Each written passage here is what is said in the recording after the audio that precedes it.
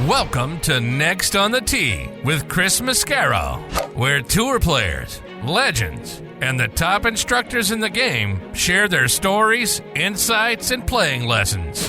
Join Chris every week as he talks with the greats of the game. You are the smartest guy I've spoken to on radio or television in my career.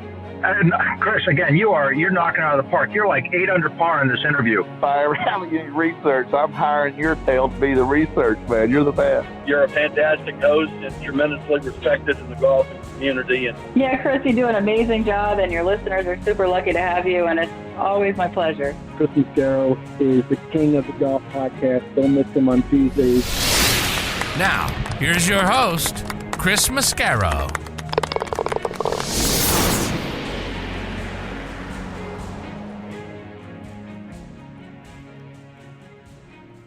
Hello, folks, and thank you for joining me this week on Next on the Tee. I'm your host, Chris Mascaro. I hope your week is going really well. Countdown is on for me to go up and visit my friends up at the Macklemore. Cannot wait.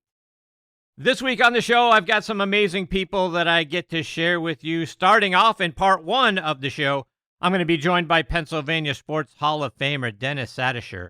If you're not familiar with Dennis, by the time we get to the end of his story, there's going to be no doubt in your mind about why he's a Hall of Famer. He won the Pennsylvania High School State Golf Championship in 1968, played football and golf on a scholarship at Duke.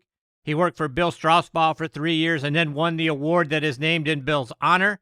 He and Tom Kite are great friends. In fact, Tom asked Dennis to be an assistant captain on the 1997 Ryder Cup team, which happened to be Tiger's rookie year. He's good friends with so many legends in our game, including Augusta National Chairman Fred Ridley, and our mutual friend Bill Mallon, who set this thing up. Thank you very much, Bill. Dennis is going to leave you breathless with all his great stories. You'll hear that interview in just a few minutes. Following Dennis, we'll get our regular monthly visit from Dr. Bob Winters. This week, Dr. Bob is going to share his insights on what to do if you have that blow-up hole like Nelly Korda did at the Women's U.S. Open. He also talks about what sets his Asian players apart from his American players. What do they do differently that makes them so dominant out on the LPGA Tour? Doc lends his ideas. He's going to be along and join me about 45 minutes from now. I'll kick off part two of this week's show with a return visit from PGA Tour Superstore Chief Merchandising Officer Randy Peisch.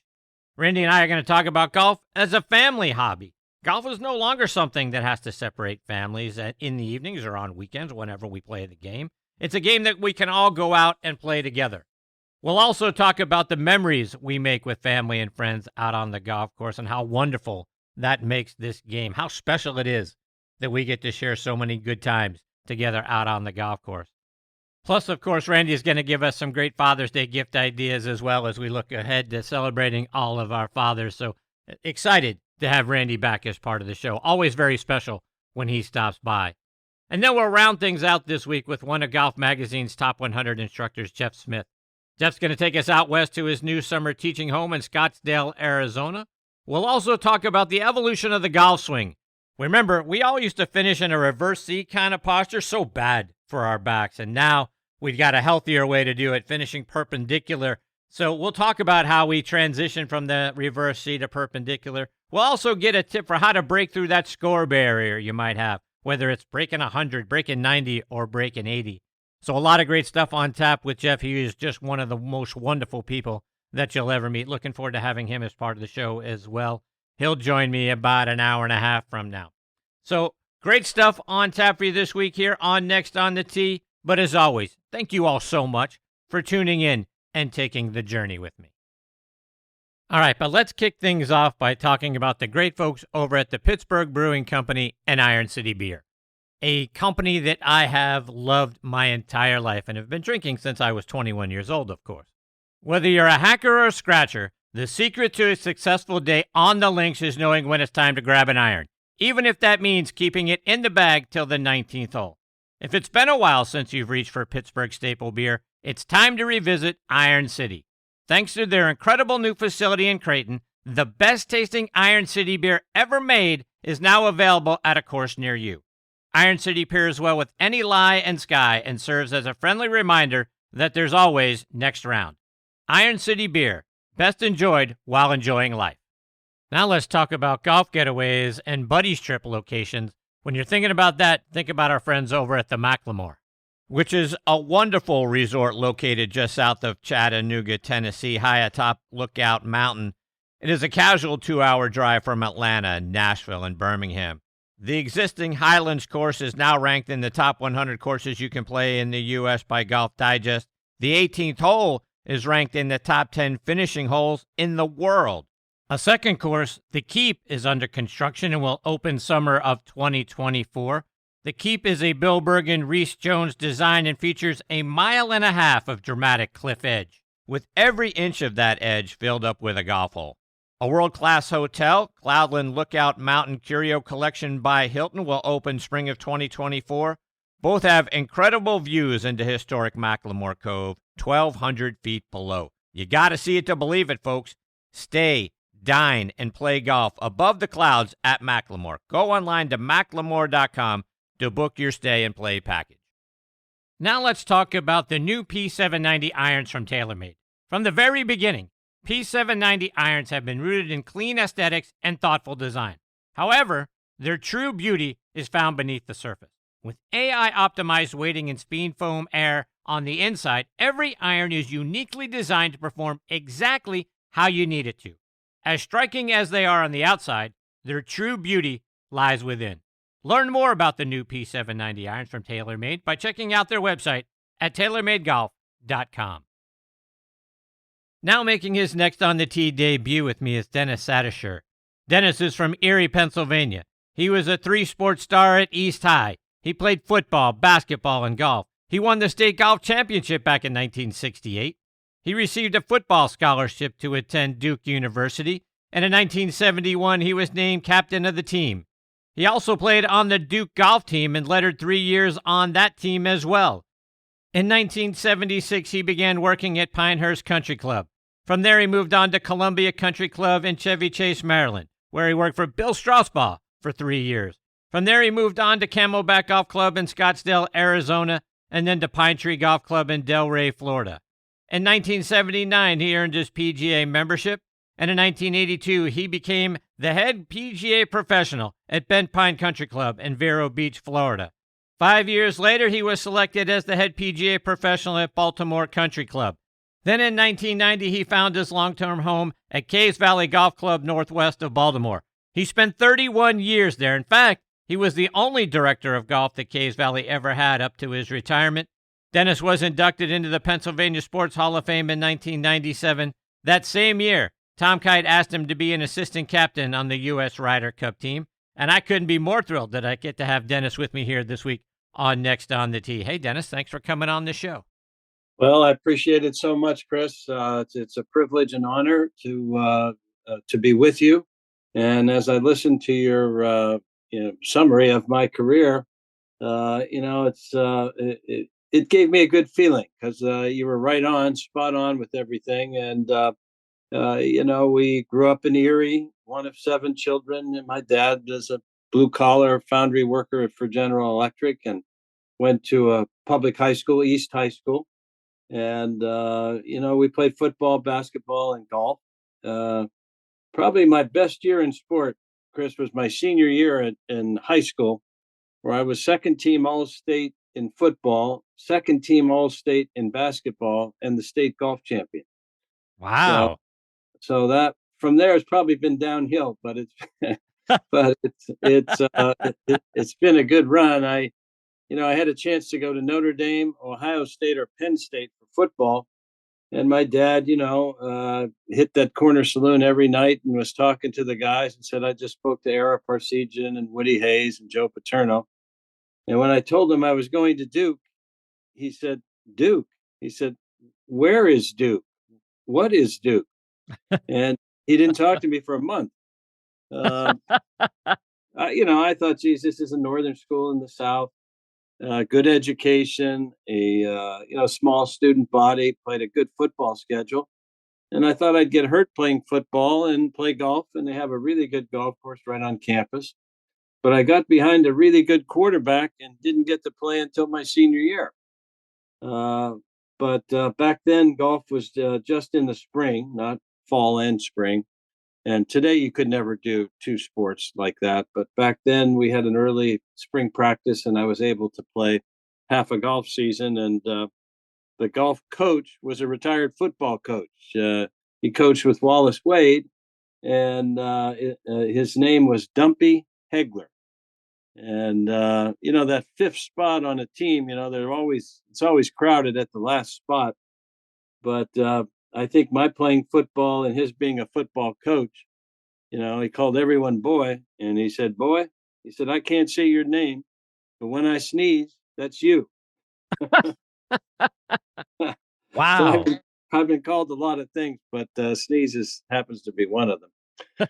But I played, and back then, of course, you think you can do anything. And once I thought to myself, once I just played golf and not football and golf, that I could play the tour. And a name you may not remember, or you may, it's a Western Pennsylvania guy named Jim Simons. Absolutely. Well, Jim was the guy that I beat by a stroke in the Pennsylvania State High School tournament. But he went to Wake. I was at Duke, and we played some against each other. And he told me about he and some of his guys going in 1972. The mini tours were just starting down in Florida, and he said, "If you're going to try the tour school in the fall, you ought to go down there." So I said, "I'll do it." So I can still remember the first day I'm down there. I see Jim Simons on the tee and three other guys, and I'm carrying my clubs over like Rodney Dangerfield, boom, boom, boom.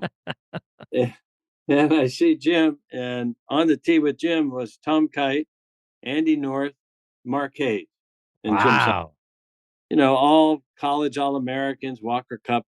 So, I'm trying to be funny. I say, "Hey, guys, Jim, how you doing? You guys have four?" Well, there are four guys standing there. And they look at me like, "Who is this stiff?" But long story short, they let me play along. And Andy North said, Sata, how do you say your last name? What is that? I said, "Well, it's Russian, and it's a difficult name." But Andy North, who's kind of he's always the guy to speak up. He says, "You played football, huh?" I said, "Well, hard to believe, but I did." He said, "How about if we call you football?" I said, "Are you kidding? I'll take it." When I played football, I had my worst nickname. He said, "What was that?" I said, they called me the midget because I was the smallest guy on the team. But to graduate from the midget to football, and that day, halfway around, I said to Tom Kite, I said, he had those big glasses on and hats. I'm looking at him in this swing. I'm thinking to myself, "Geez, I'll be beating this guy by Labor Day." That's what I thought. Of course, you think you can do anything. So he had a reputation even then of being a practicer, practice all the time. So I said, "Tom, I understand you like to practice a little bit." He said, "Yes, I do." I said, "How would you like some company?" He said, looked me right in the eye, said, "No, thank you." So I said, "Well, okay, I'm going to be stalking you then, because wherever you go practice, that's where I'm going." So we were in Tampa at the time. So he said, "Okay, tomorrow morning, 7 o'clock, Waffle House." Well, there's about 150 Waffle Houses in Tampa. So he was hoping that I couldn't find the one where he was. But that's where we met and got to be friends. And, that friendship's lasted to this day, over 50 years. And, I had the privilege, as you mentioned, to be the first vice captain, the first one ever for the American Ryder Cup team. And, whatever you think it would be being on the team, even as a Guy Friday, just an errand guy, it was better. It was bigger. Back then, the U.S. team, when playing overseas, would have dinner with the sitting president on Sunday night. So we had dinner with Bill Clinton, President Clinton, in the Waldorf Astoria in New York. He was speaking to the United Nations on Monday. And, I'm riding over in limousines I got in the limousine.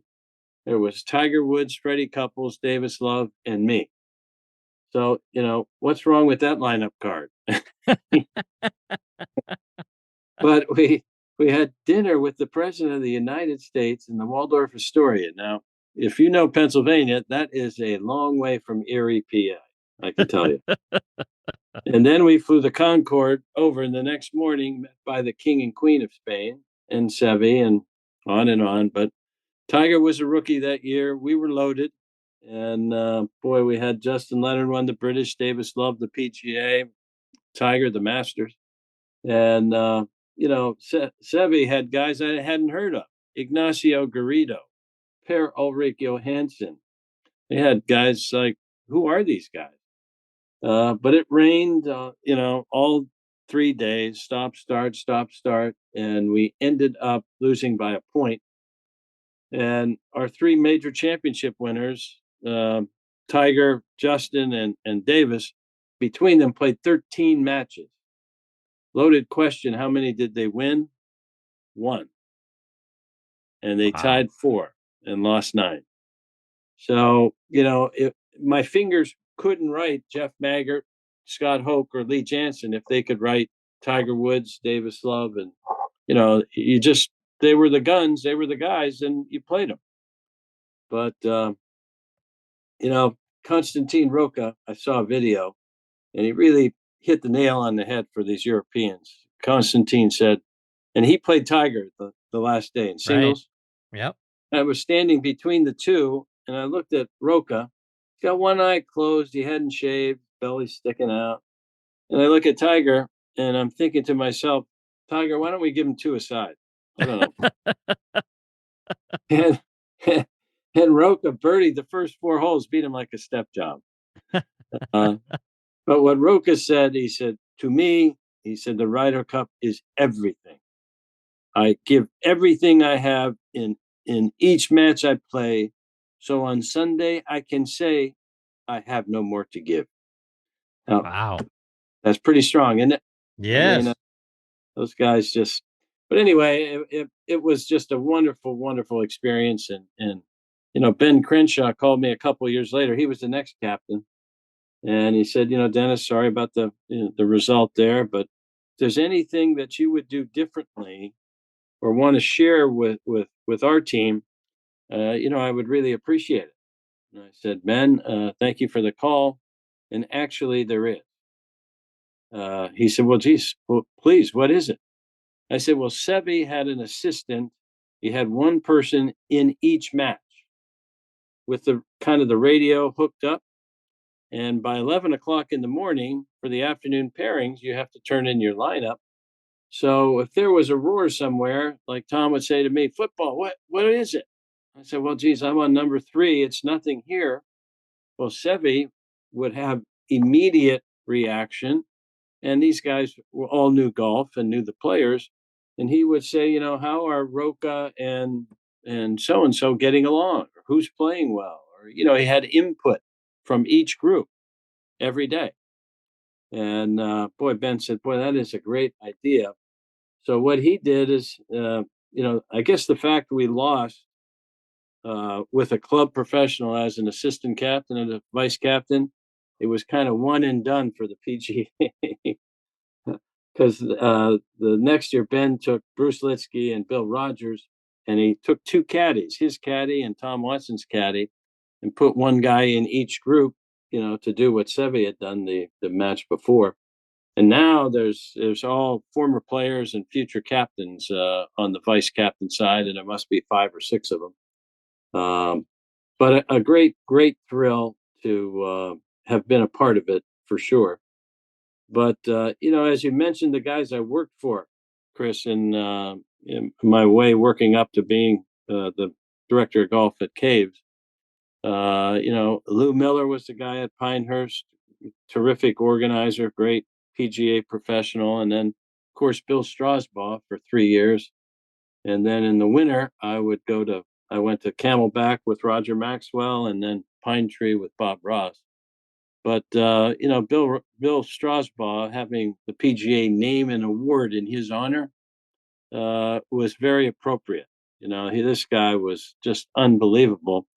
And I think I learned a lot from each of the pros that I worked for, but probably the most in dealing with people, his people skills and his interest in people and making them feel like, he had been waiting for them all day to see them, was something that I tried to not be Bill Strausbaugh, but to incorporate into Dennis Satyshur.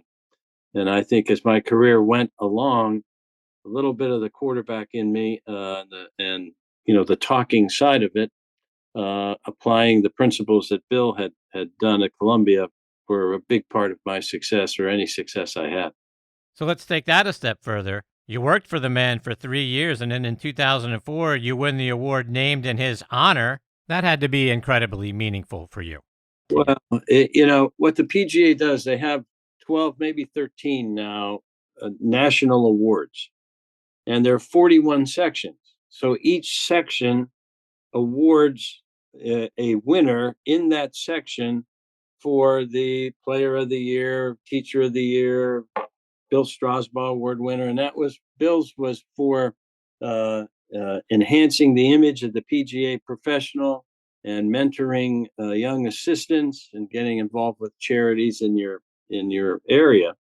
But as you won in your section, 41 of you were put into effectively a national contest for the national Bill Strausbaugh Award winner of the year.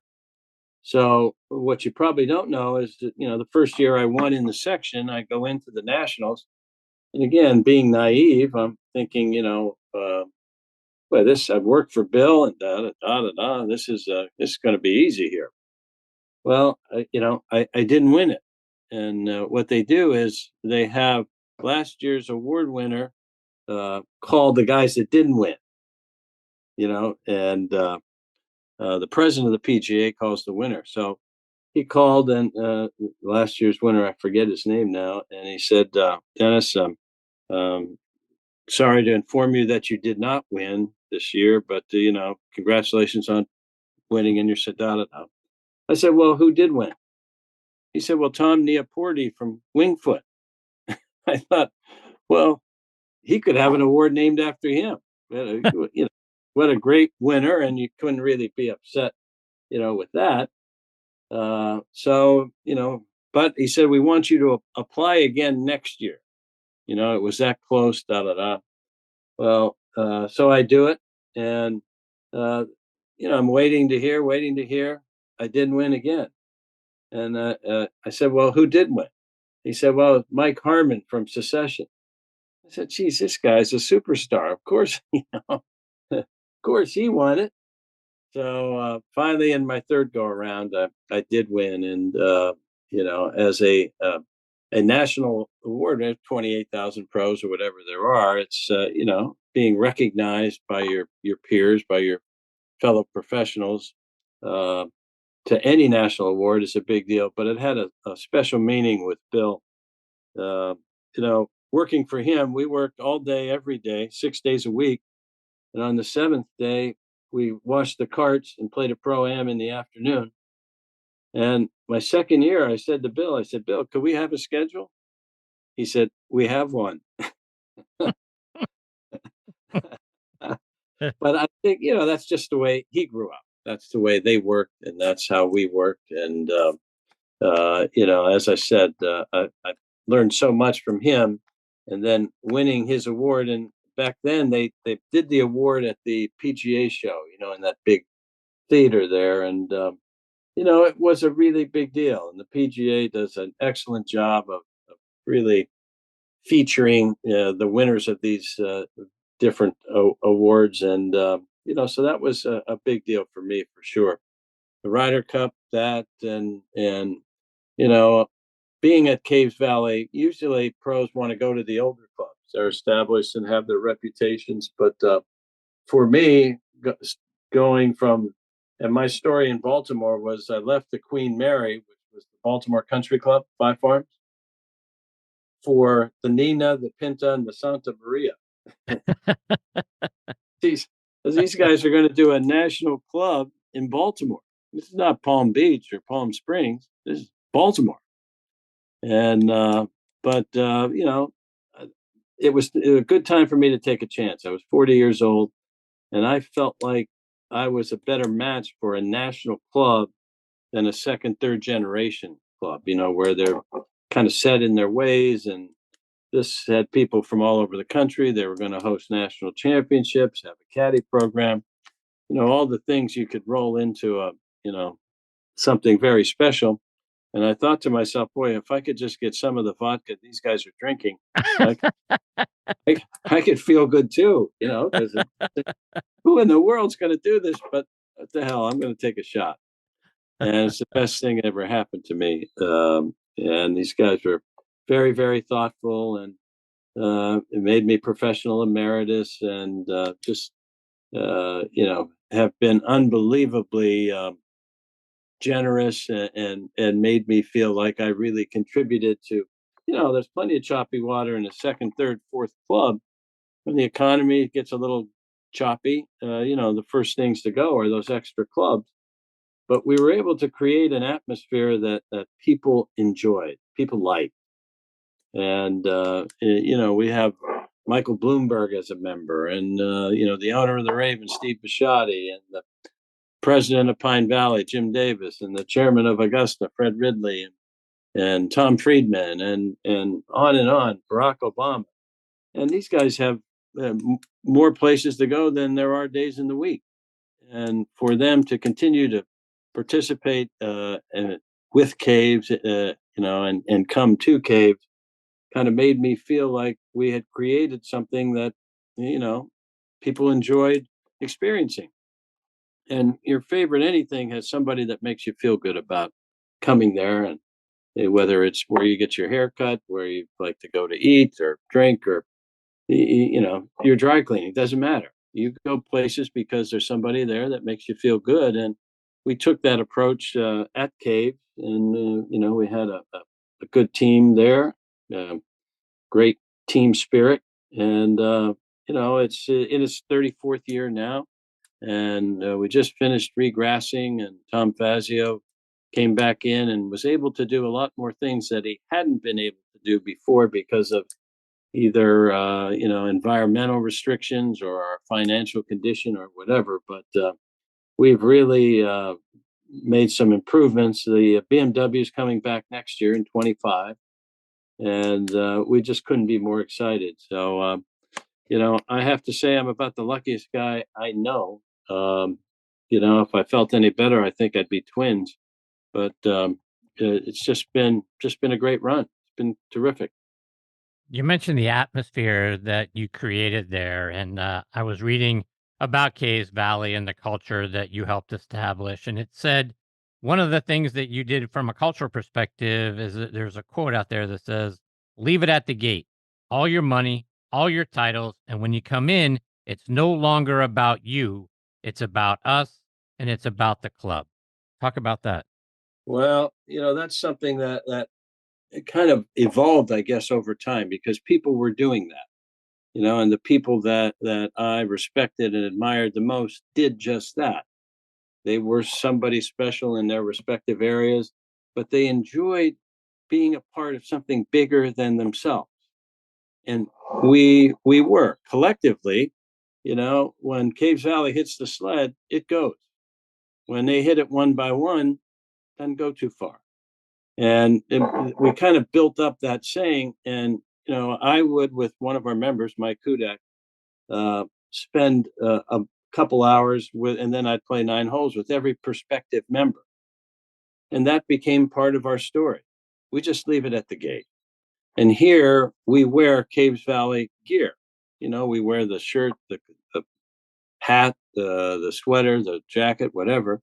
And that tells me and everyone else here, you're on the Caves Valley team. I know where you've been. You've been to Wingfoot, you've been to Oakmont, you've been to all the places. But when you're here, you're a member of Caves. You're in the huddle, and you wear the uniform. And we have nice uniforms here, and we have a nice logo. But, as we talked to him, and I said, here, our chairman calls the plays. And I would say, what we do when he calls the plays? We run them. we don't say, like, half of a club for a tour event or something would say, why are we doing that? It's inconvenient. It's this, it's that. I don't know. Well, we don't have that at Cape, and our goal when we talked to these people was the worst thing that could happen from this meeting is 2 months from now, 6 weeks from now, after you join, you said, geez, I wish somebody had told me that, or I didn't really understand that. So we're just very open, and we're not saying we're better than anybody. We're just saying this is how we do it. And the rope's not ripped tight. I won't say there's not a budge in it, but we do things a certain way at Caves. We're respectful to those people, each other, and those people that work there. And something respectful can be like not taking mulligan, or keeping up with the group ahead of you and being thoughtful of the group behind you, so that the other people playing can enjoy their day as much as you're enjoying yours. But what I felt good about is we told them, leave it at the gate, and to almost to a person, they would say, Dennis, I didn't know what to expect with this meeting. And when I came into it, I thought I wanted to join Caves. Now I know I do. Sign me up. And, and I'd say in the playing meeting, we're playing 9 holes, they'd be a little nervous. And I'd say, geez, don't take this the wrong way, but it really doesn't matter how you play. That's not what this is about. What it's about is, how to be thoughtful for a caddy. He's carrying 2 bags. You're in the bunker. Maybe you can offer to rake the bunker so he can get up on the green and read the putt for the other guy's caddying for. Things like that. Pace of play. Keeping up. Just taking care of our place, fixing ball marks and divots and things like that. So again, people after we played, let's say, geez, thank you. I really enjoyed that, and count me in. So, it's just something that evolved. But, the more we said it, the more we did it, and then we saw it in our membership, part of, how people behave there.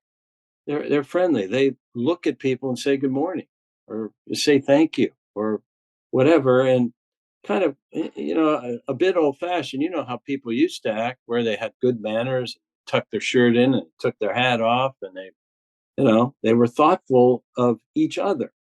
So there's a bit of that the game, if it's done in a setting like this, you can go back to those good fundamentals, the way we were brought up. You think about how our parents were standing up when a woman came into the room, or, just those old fashioned good things. We really tried to promote that. And frankly, I think people enjoyed it because they kept coming, and they'd come back, and they'd bring their best friends or best customers there and say, I really want you to meet Dennis, or I want you to meet so-and-so, or I hope we can get this caddy.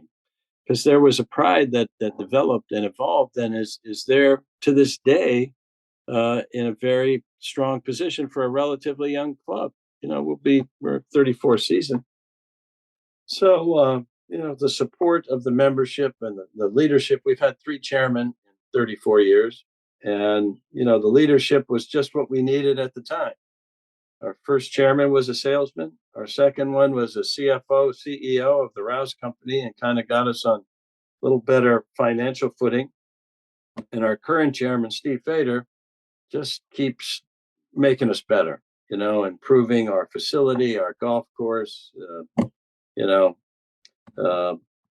a commitment from one of the clubs, one of our members, that they use at their club, that they are committed to excellence and continued improvement. Now that says a lot in a few words, doesn't it? Yeah, it does. Committed to excellence and continued improvement. So things like that can apply to a lot of things, but we try and do that at Caves, and we look out for our people. I would have a list of every member on the property every day, and I'd scratch off the members as I saw them. So, it'd be like 3 o'clock, 3:30. I'm looking, geez, there are 2 guys here that I haven't seen. I got to ride out in the course and see them. So I'd ride out, I'd pull up, and everybody say, geez, Dennis, what's the matter? Are we playing too slow? No, I said, well, actually, no. Joe, I missed you when you teed off. I was in a meeting. I just wanted to come out and say hello and meet your guests. And that kind of thing, people like, and we did that. And we had a list of every member on the property every day. So, I just made that part of what I did, and people seem to like it. I can see why. you spent a few years early in your career at Pinehurst. Obviously, the U.S. Open is going back there here next month. You going to go down and check it out? Have you been back to Pinehurst lately? No, I haven't been lately. Playing at Duke and being in North Carolina, I played Pinehurst #2 a lot. I played the North-South Amateur Tournament a lot when I was in college. And then working there, it's like a time capsule there. It's like going back into time at Pinehurst. That very quaint downtown and the Carolina Hotel and the masterpiece at #2, what Donald Ross did in his day with, the equipment he didn't have and things. It's just such a good golf course. When the first time I played it, I'm thinking, what's the big deal here? But it's just, the greens are deceptively small. And when you miss the greens, they're a couple feet up in the air and the chip has to be just right. And it's just so well done and so challenging. I'm sure it will be another great championship. And the people of North Carolina love Pinehurst. And the volunteers come from all over the state. And there's probably not enough people in Pinehurst if they all did it to get as many volunteers as they need. But they'll have a great championship. I'm sure of that. And, because of my history of having played there and worked there, #2 is virtually untouched. I know Crenshaw and Coore went in there and did a few things, but they're not moving greens or doing much to the actual layout. Payne Stewart's history there, I'm sure we'll hear a lot, see what he did there. So sad to lose him the way we did, but that was one of his famous moments there when he had that cut off rain jacket, made that putt on the 18th hole to win the championship. Was one of those moments in golf for sure. But I'm looking forward to seeing it. But when you go to those tournaments, you don't see that much, and we're so spoiled watching it on TV. You can watch the leaders almost play the whole round. And, if you miss somebody holding out a shot or doing something terrific or whatever, they show it. So, going to the Masters or something like that, I would do early in the week and then try and be home on the weekends to see really, who's playing great that week and who ends up winning. Having Fred Ridley as a member there at Caves Valley, have you reciprocated? Have you been down and got to play Augusta National? I have played it a couple times. We have some members at Caves that are members there, and it's hard to put into words the feeling that you have playing Augusta. Just coming in, going down Magnolia Lane, and there's so much history there. When I took my first divot there, I felt like I looked around. I said, "I'm sorry." I didn't mean it. I didn't mean to knock a hole in this carpeted fairway. But it's such a special place. And they, that continued improvement that I referenced there, they just keep making it better. And Fred has been to me, he's a longtime friend. Fred played the first round at Caves Valley.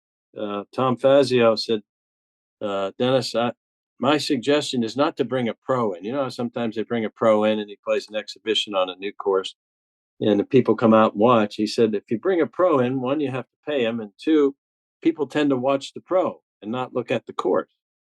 So he said, the guys, why don't you get a couple amateurs and we'll play a little opening exhibition. I'll come in and we'll take a walk around the course. So I got Jay Siegel, Vinnie Giles, Danny Yates, and I called Fred Ridley.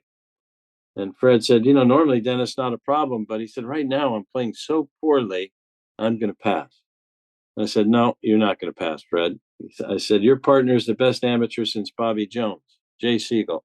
And you don't have to post a score. We're just going to play a little 4-ball match. And, he came up, did a great job, as they all did. And, he's been, he doesn't come back that much, a couple times a year, but he's been a great member, very thoughtful. And I just love the way he's grown with the job at Augusta. He's very comfortable now in what his duties are. Billy Payne brought him in as the chairman of the competition.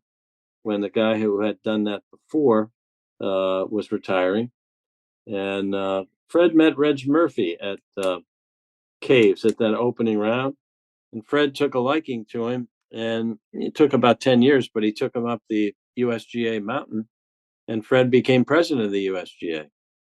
And, to this day, he thinks that had, a lot to do with his being invited to Augusta. So, as you move up the mountain, the circle and the weaving gets a little tighter. And he's just been great, as so many of our guys have, but very humble, and respectful of the game and of what we were trying to do at Caves. And he loves feeling like he helped contribute to, who we are today, which he has. Dennis, one more before I let you go. But now that you've retired from there, what's next for you? Well, it took some adjusting. I'm in my third year of that. And, in the red zone of life, I just turned 74. So I don't want to turn the ball over in the red zone. I want to take my time getting into the end zone. But, when you work, just like you, when you work a lot, you're working. And when you're not working, you're thinking about work, and so when you stop that, there's obviously some gaps and some holes that need to be filled time-wise. And Bob Ford, who's a longtime friend, two Western PA boys, has a company called GBN, Golf Business Network. And part of that is like a search group. There are 4 of us in it now. He asked me to join him a year ago.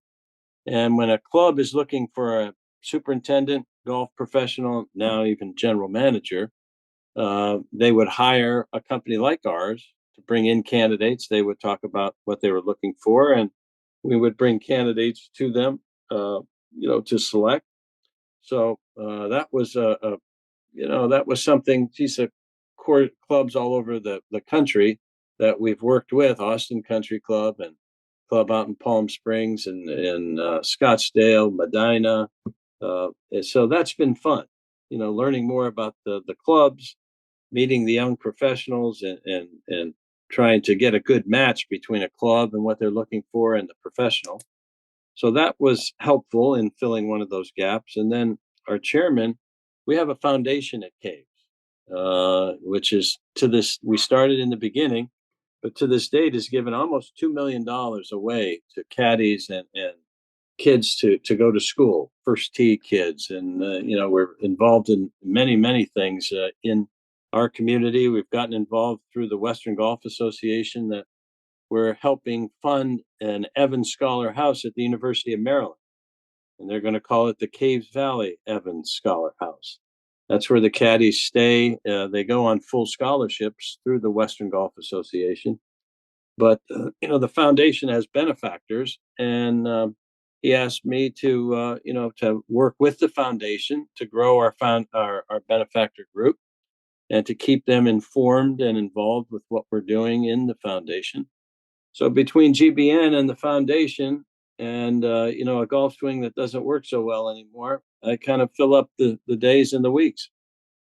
I'd be remiss if I didn't bring up Bill Mallon, too, by the way. And Bill is the one that introduced us virtually, and he's become a wonderful friend of the show. Talk about your relationship with him. Well, we played on the golf team together. Bill had a fabulous career. He played our number 1 guy. He was a couple years behind me. And ended up working with Bill Strausbaugh and qualifying for the tour, and was out on tour for a couple of years. But he hurt his shoulder and had to take a year off. And, this is Bill Mallon for you. He ended up writing a book on medicine in the Olympics, and then just decided over time, as he tried to get back into golf, that didn't quite work. And he went to med school and became really a renowned, I think it's shoulders that he did, Chris. Pretty sure shoulders. Yep. But Bill was, we laugh about this. There was intramural basketball, and the KAs at Duke were the football players that didn't have any money, but we had a good basketball team. And Bill was refereeing games to make extra money. And So we played on the golf team together, and he's refereeing games, and intramural games that could get pretty rough, at times. But we had a lot of fun doing that. He said, if I'd have called every foul on you, you'd have never made it out of the first quarter. Jeez. So I had the ref in my pocket on some of those. But we roomed together on trips, golf trips, and we kind of, back then it wasn't very fancy for meals and things. So Bill and I would get the Kentucky Fried Chicken. And boy, Bill would, he'd dive into that stuff. And after 2 pieces, his face was shining, from that Kentucky Fried Chicken stuff. That was, and we had such a good time, doing that. The Kentucky Fried Chicken in the room, and refereeing intramural basketball games. But I'm so proud of Bill. He's a brilliant man, a brilliant mind, and he's I'm sure made a difference with a lot of people with his surgeries and ability to push the envelope with what they're doing in that respective area, as they seem to be doing in so many fields. But Bill is somebody, seems like a lot of the guys I really look up to are younger than me. but he's certainly one of them. And, he's a special guy for sure. So next time you talk to him, tell him, once I got football talking here, geez, I couldn't shut him up. He just kept going. And he'll just smile and then just say, referee, intramurals, Kentucky Fried Chicken. And he'll start laughing. I will bring that up.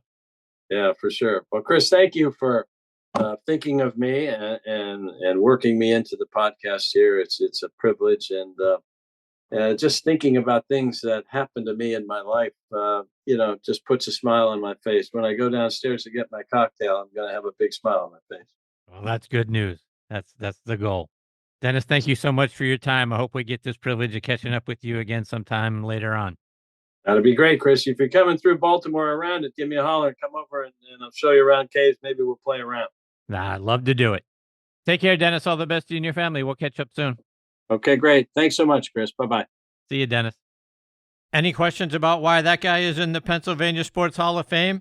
My goodness, what an outstanding individual and so well connected. I mean, my goodness, the people that he was around as he was developing his career early on, and then obviously in college and afterwards, and being in a Ryder Cup assistant captain, good friends with our good friend Bob Ford, and all those guys that he talked about playing alongside of, right? Andy North and Tom Kite and all of those guys. Bill Mallon, a wonderful friend of this show.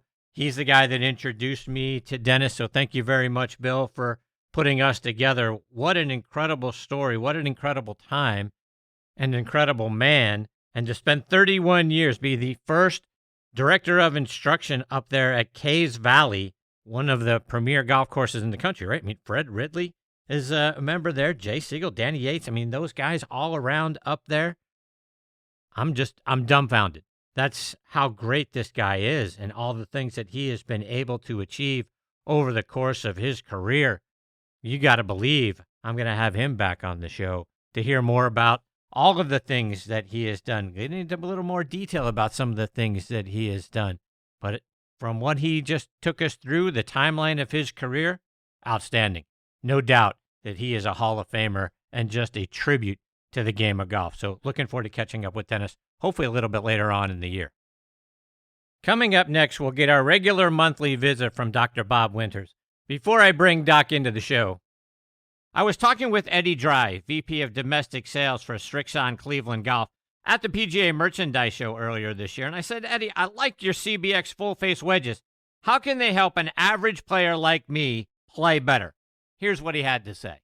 An average player, I use one, and I'm in some lies that you can't even believe. And I need all the help I can get. And the face is bigger, and the grooves go all the way up and all the way out to the toe. So if you hit it on the toe, you miss it, bam, there's a groove.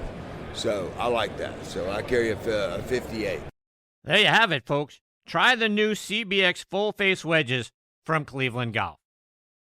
I also want to give a shout out to my friends over at On Point Golf and their great On Point ball marker. Get the #1 ball marker in the game of golf. OnPoint is the only three-dimensional ball marker out there, with alignment technology and a removable coin that is approved to use according to the rules of golf. As you know, putting is all about line and pace. Mark your ball with OnPoint, engage with your three-dimensional ball marker, and have more confidence in your line, execute the putt, and you're going to lower your scores. Do what the likes of Jim Furyk, PGA professionals, and amateurs alike are doing now. They use the #1 ball marker in golf and they lower their scores. You know Ken Duke and Thongchai JD. They won for the first time on the PGA Tour in 2023, and they were using an OnPoint ball marker. Get yours at onpointgolf.us and make more putts. And oh, by the way, you can also customize the removable coin for any club, event, or corporate outing. They make really great tee gifts and custom products. That's also going to help lower your score. I use OnPoint ball markers. Mine is black and gold, 3D black golf ball with a gold line down the middle to help me line up my putts. It's like having a 15th club in my bag. It's helped my game. Why wouldn't you let it help yours?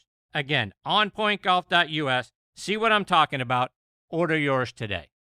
Now back in his regular monthly time slot is Dr. Bob Winters.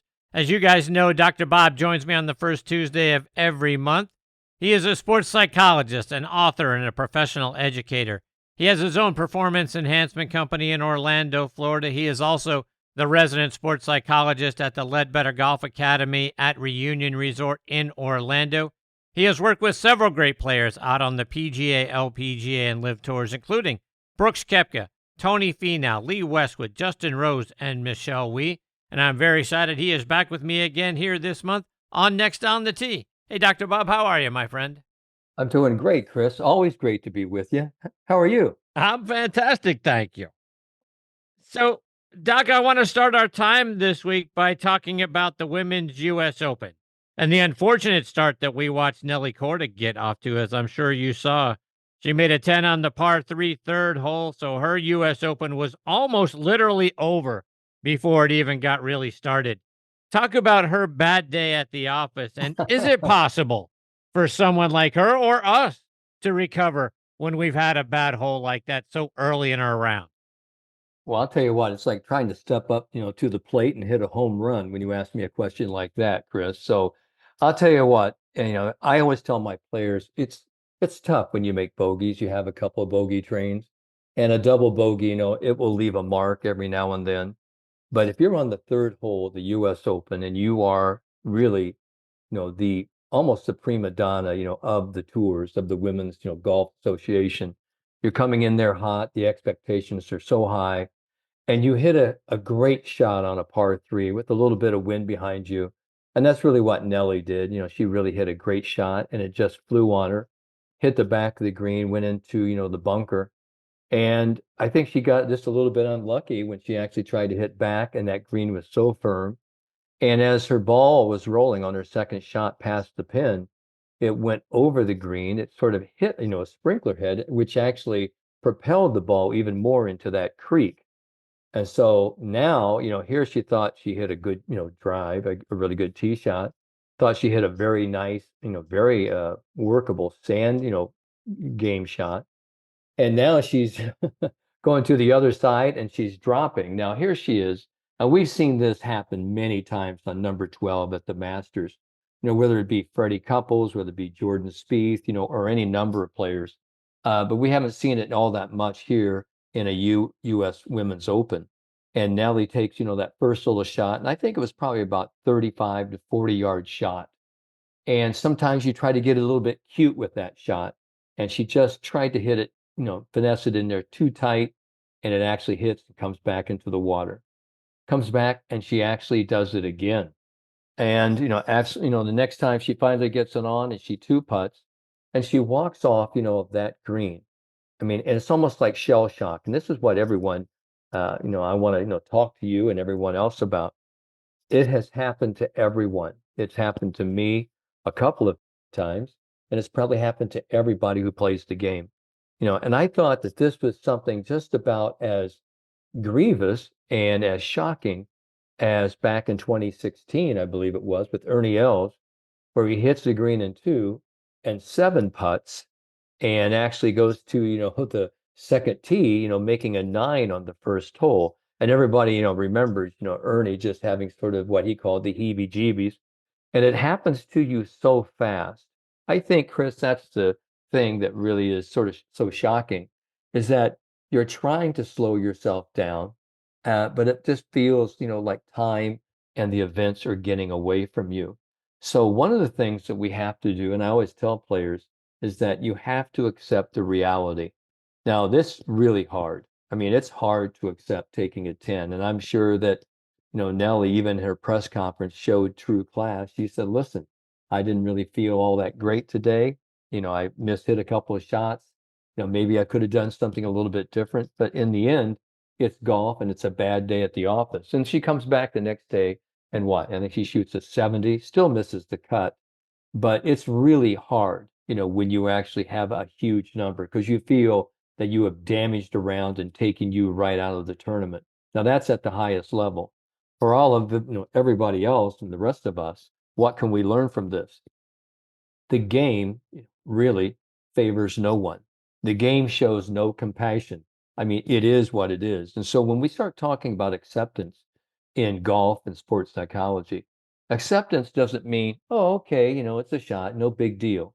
It doesn't mean that you have to like it. We don't have to acquiesce and just, sort of shrug it off. And by the way, when I say acceptance, Chris, it's not a weak human attribute or condition. Acceptance really comes about from acknowledging and embracing the notion that something painful or dismissive or off-putting has just been realized. And you need to move forward without this grievance or heavy-heartedness. And that's really what, trying to stay in the flow state. But it happens so fast. And I know that a lot of people, have been shell-shocked. I know that Ernie Els was. And he had been talking about having some short, putting problems prior to that first round at the Masters. And he went out there and he told everyone, I'm going to try something a little bit different. It really backfired on him. But the next day he came back and shot 73, to his credit. There have been other, sort of huge holes. I want to go back to 1998, right down the road from me at Bay Hill. John Daly, grip it and rip it. Big John, he comes to the sixth hole, which is that, 602-yard horseshoe-shaped par 5, but it's 362 yards from the back tee and as the crow flies across the lake to the green. And do you remember that, Chris, when he actually took and hit 6 balls into the water and sort of did Yes. and sort of did a tin cup right there and kept asking for the ball? I mean, that's what I love about Big John. He was in for a penny, in for a pound, and he walked off of that green with a record-setting 18. Now, how do you walk away from that? Well, John Daly went to the 7th hole, that 200-yard par 3, and made a 2.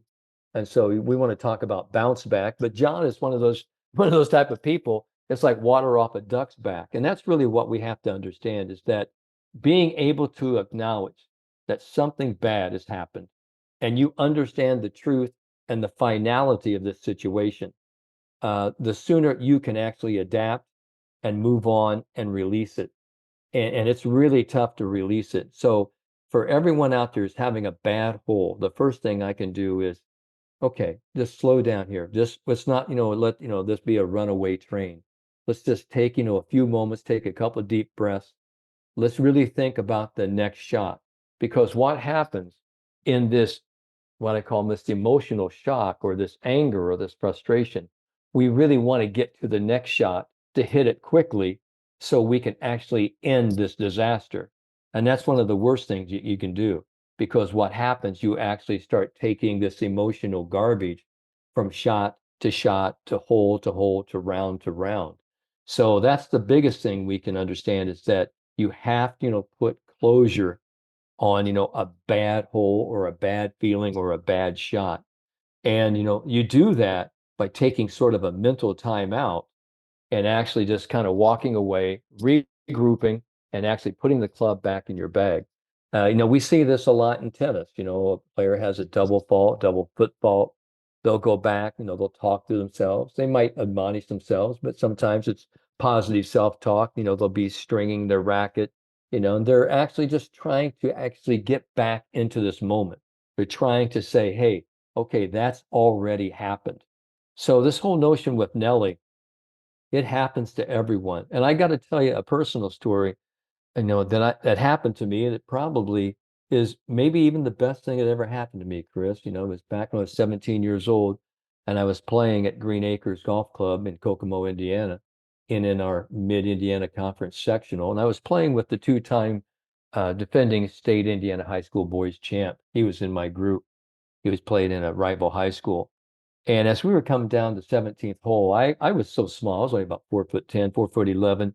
I could crush my driver maybe back then about 185, 190 yards. But I was straight, and I was straight down the middle, and I had a lot of wedges.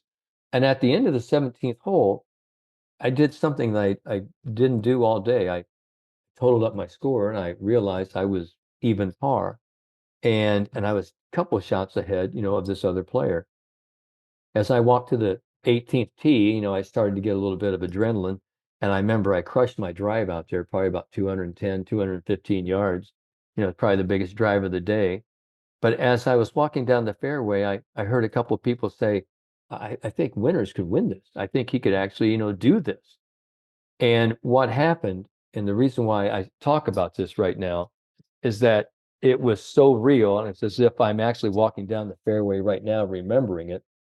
And it's as if my head was starting to blow up like a balloon, and it just came off of my head and went someplace else.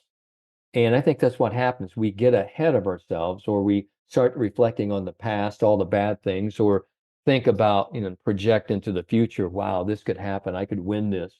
And I thought about having my picture in the paper and how proud my parents would be. And this would be, one of my biggest victories up to this point in my golfing life.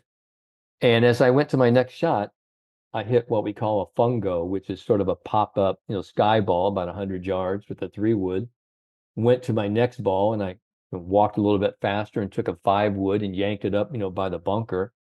And now this is really where it gets good, because it happens to so many players at every level, from the top on down.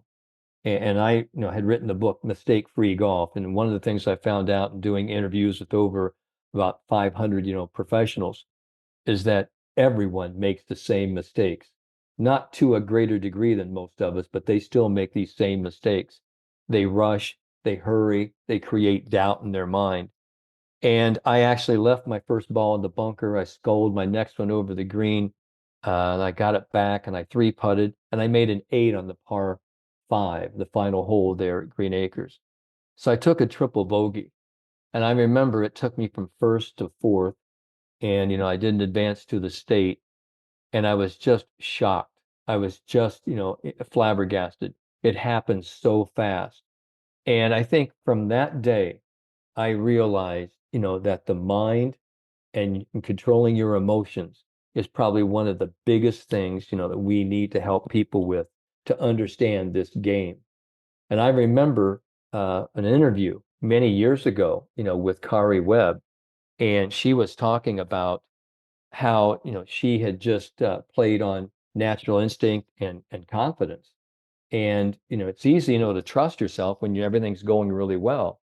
But people asked her, what are you doing when you play so well? She said, I never really questioned it, and really, I didn't want to question it, but I didn't know really what I was doing. So she said, now, as I've gotten older, I'm trying to remember what it was I did when I played my very best golf. And she says, I'm relearning the mental process all over again, because I'm trying to learn how to do it now, like I did when I didn't know what I was doing. And so that's the big thing that I'm trying to help people understand. You have to understand that this is a game of playing one shot at a time. One shot can really get you going, but one bad shot, coupled with another bad shot, and then, stringing those bad shots together, those are the ones that really leave a mark. So we have to get very good at really parking our anger, putting closure on a bad shot, putting that behind us, and moving forward.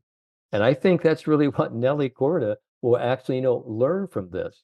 And everybody has, a bad round, a bad hole, a bad day. and it leaves a little bit of scar tissue.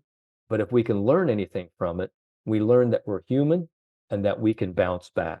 And I think that's really what, we can learn from this US Open. I mean, it was a great US Open. I mean, it was tough. You had to hit a lot of shots, and Yuka Saso did it again. I mean, she won at the Olympic Club. She won here at Lancaster, Pennsylvania.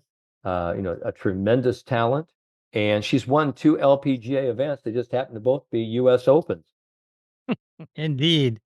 So let's take that and go a step farther, because we know how dominant Nelly Korda has been this season. One of the great seasons of all time to this point, and we're only about halfway through it. But Doc, I know you've worked with several Asian players, several American players. Without Nelly leading the charge in this U.S. Open, because she didn't make the cut, we only had 2 U.S. players in the top 30. Allie Ewing and Andrea Lee both tied for third, but only 2 U.S. players out of the top 30 in this event. And I kind of wanted to get your thoughts, because you have coached a lot of Asian girls and a lot of American girls. Is there a difference for how they prepare, or, why do you think we've had such a huge Asian invasion on the LPGA Tour? Well, this is a great question, because I'm sitting back thinking about, the men's tour, and we had Isao Aoki, he was one of the first, Jumbo Ozaki, Mr. Liu, TC Chen, KJ Choi, but it was Sari Pak, with, David Ledbetter and Tom Creevy, who's done a wonderful job, sort of grooming and training her.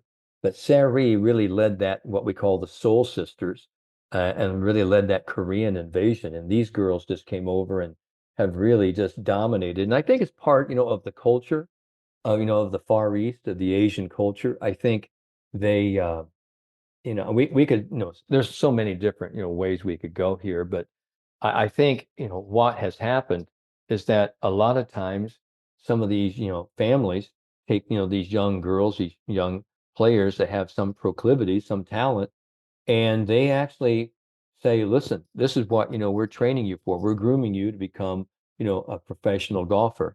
And that starts from a very early age of 5 and 6, and they're working 8 to 10 hours a day. I mean, their whole life. And that's the problem, is that, I don't know how much academic, training they get. They get a lot of golf training. And, in their culture, and this is the one thing that I've seen, is that with, the Asian players, I don't really see them ever show a lot of emotion as far as crying, getting emotionally upset. They're very stern, extremely stoic, very emotionally disciplined. And the only time I think I've ever seen, any of my players cry, that, were Asian players, where they came from Japan, the Philippines, China, or wherever, they cried for happy. They were so happy, so overjoyed. And maybe that joy was a relief because they've worked so hard. But I think it's, the precision, the skill set, and I think it's, the parental influence, because, when I've seen, some of these young Asian players, they're always there with one or both sets of parents. And many times it's usually the father, with the daughter. And they're very strict, very tough, and they make them work very, very hard. Now, it's not to say, that our American girls, aren't working really hard, but a lot of them, are, academic, they're student athletes, they're playing, in Division I, Division II schools, and they're doing very well. But, it's funny because, you and I have been talking here earlier this week about, where, is sort of this American strength, because the dominant players that I remember, many years ago, we had Beth Daniels, we had Betsy King, we had Dottie Pepper, Rosie Jones, Nancy Lopez, Meg Mallon, Hollis Stacy. I mean, Hollis Stacy, 3-time U.S. Women's Open champion. I mean, these are some unbelievable players. Then you had some international players come in. You had Annika, you had Suzanne Pedersen. They're coming all over internationally. But, if we take a look at this U.S. Open, if we take a look at this leaderboard, I mean, you take a look, and, the Korean flag, the Japanese flag. I really don't remember seeing any other. I don't know if I saw the Canadian flag there with the Hendersons up there or not. But, I saw, Andrea and Allie, and God bless them. They did a great job. I thought they played really well. But hats off to Yuka. There's nothing, listen, when you win 2 U.S. Opens, and you are the youngest player to do so, on the LPGA, to win 2 of them, that's really something. So you can't take away, that talent, but I think that's part of it. But this is, the other side of it is, Chris, is that many of these, young ladies, and we know that, girls really advanced, a little bit more in age and mature a little bit faster than young boys, is that many of them, become stale, stagnant, and burned out by the time they're 18, 19. I mean, they are just really, tired, and they've been really working it. When we talk about work, I mean, I don't think anyone really understands how hard, people work. And I remember, you know, uh, at being at the U.S. Open at Cherry Hills when one of our players, Birdie Kim, ends up, chipping it in, from the sand to beat Morgan Pressel, and Morgan was out in the fairway. And I just remember, later that week that all of our Korean players were around. They were looking at, sort of the replay, and it was just they have that bond, and they call it, the Soul Sisters, like Seoul, Korea, not SOUL, the Soul Sisters. And there's a special bond, among them as well, and they push each other. So there is a lot of push, among all of those, different players out there on the LPGA tour. But it is a unbelievable competitive tour. It is tough. I mean, these women are fantastic players, and I don't care, what part of the globe you come from, but when you put, the tee in the ground and you play professional golf, I don't think, the average sort of observer, golfer understands really how hard they work, how much pressure they're under, and, what they go through in order to perform, to this level. So it's pretty exciting. And I that's one of my, thoughts, that we kind of talked about tonight. Doc, switching gears just slightly, your junior students are out there having a tremendous amount of success, including Brendan Valdez, who plays for the now national champion Auburn Tigers. Talk about this young man. Brendan, I've been with him for many years now, and he, played here, in Dr. Phillips High School, fantastic player. Went, to Auburn, Coach Nick Clenard, when I was coaching at University of Virginia, Nick was a great player, played for Wake Forest. Coach Nick has done a great job down there at Auburn. And, Brendan, when, we first started, talking, he said, what do you think? This is the way I do it. This is the way I think. And I said, listen, I said, if you can actually, just keep harnessing that, taking ownership and feeling confident about your game, there's, the sky's the limit. And that's exactly really what he's done. He's made Ping first team All-American. He helped propel and, make some of the winning points, for Auburn, to win, the team title. Just yesterday, he just missed in a playoff, to be in the U.S. Open at Pinehurst. He's the first alternate. But other than that, Chris, let me tell you, he's actually, for the last 4 to 5 years, has put on a huge charity event here at Orange Tree Golf Club, which is my private golf club here in Orlando. And Orange Tree is a great golf course. That's where, Brendan grew up, so many other, great, tour players, play out of. And it is one of the tightest golf courses, that I've ever, played.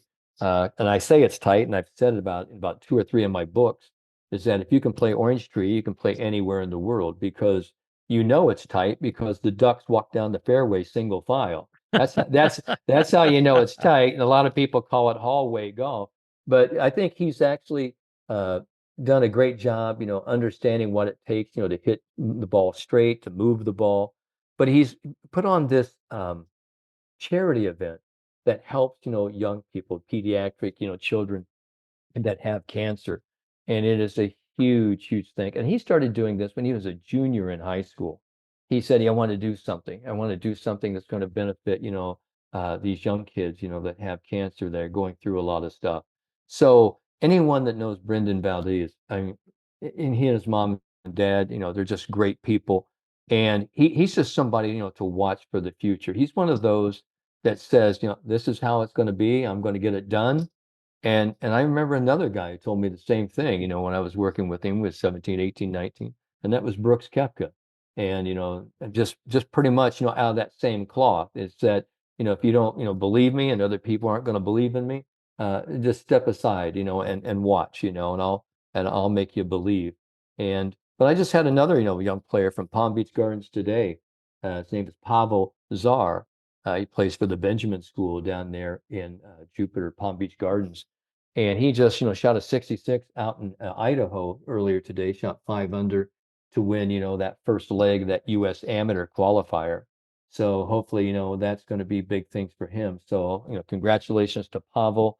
I've got, players that are doing all these high school sectionals and regionals all over the country. And my college players, have done great. So it's been, a really busy time. And tomorrow I'm going to, do a little R&R, but a little clinic, session myself, going out to Las Vegas and playing some golf courses out there, Chris.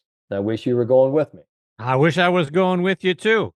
Well, we're heading to Rio Seco. We're going to go to Cascada, TPC, Summerlin, Painted Desert. I think, there's a whole bunch of them out there. I'll tell you, hopefully I'll be 4 under before breakfast here one of these days.